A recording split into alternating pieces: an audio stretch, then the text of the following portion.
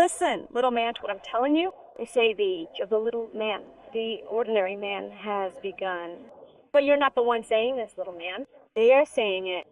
The presidents of great nations, the entrenched labor leaders, the repentant sons of the bourgeoisie, the statesmen are saying it. The philosophers are telling you this.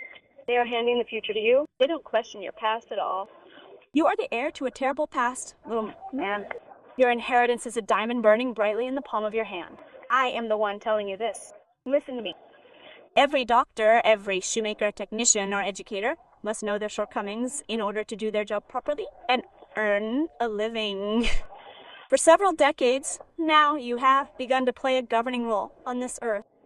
The future of humanity depends on your thoughts and what you do. But they don't tell you how your masters and lords actually think and what they really are. There is no one who criticizes you in a way that can give you the ability to shape your own future, and no one who has the courage to voice this criticism. You only have freedom in one sense. You have the freedom not to learn to govern your own life, not to educate yourself in this direction, and not to criticize yourself. I have never heard you complain like this. You are leading me on the path to becoming the master of myself and the world in the future. But you don't explain how a person can become their own master.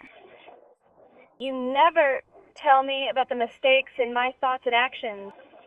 You allow those in power to demand authority, power, and control for the little man, but you remain silent.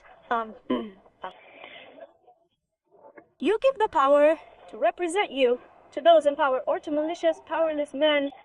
You elect them. And every time you realize you've been deceived. But when you understand this, it's already too late.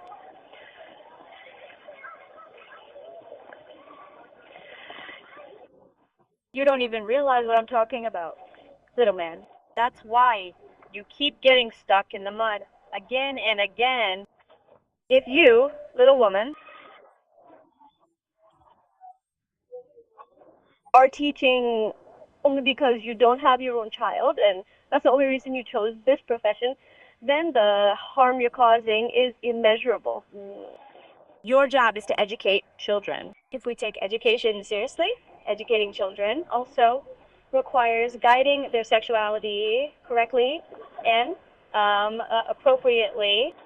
To be able to guide children's sexuality correctly, one needs to know what love is and experience love oneself.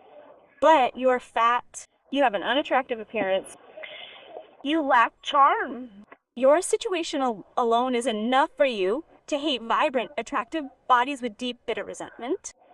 I'm not accusing you of being fat or lacking charm.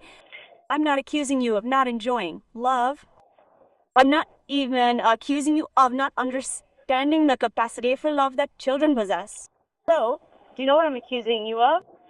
I'm accusing you of considering your lack of charm and ability to love as a virtue. And if you're working in a progressive school, I'm accusing you of killing the love in children with your bitter resentment. This is murder. That's why, you ugly little woman, your existence is harmful because you force healthy children to be against their healthy instincts.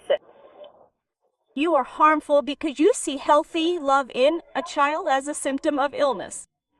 You are harmful because you are like a barrel rolling around here and there like a barrel, thinking like a barrel, educating like a barrel. Instead of showing humility and withdrawing to a corner, you are harmful because you force this life to accept that artificial appearance, that artificiality, and the bitter resentment you hide behind that fake smile, and you strive to perpetuate all of this. And you, little man, are small because you entrust healthy children to the hands of such women, allowing them to pour their bitterness and poison into healthy souls. That's why you think this way, that's why you live this way, and that's why the world is like this. Gentlemen, respected compatriots, fellow citizens, this is an excerpt from the book you are reading, the one that calls you little man. In this book, the author criticizes the people, the government, and the bureaucrats who don't do their jobs properly and don't know their jobs. I have read 2 sections of this book. One is about liars who come to power and govern the people and society as they wish. Liars who emerge from within the people. Teachers should not only teach reading and writing in schools, but also teach feelings of love.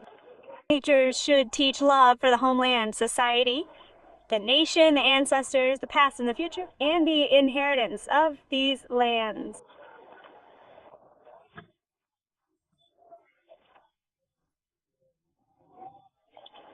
They say that the future of the country is in the hands of teachers. Those who call themselves teachers should consider this a sacred duty. Respected citizens, this book you are reading is a difficult book.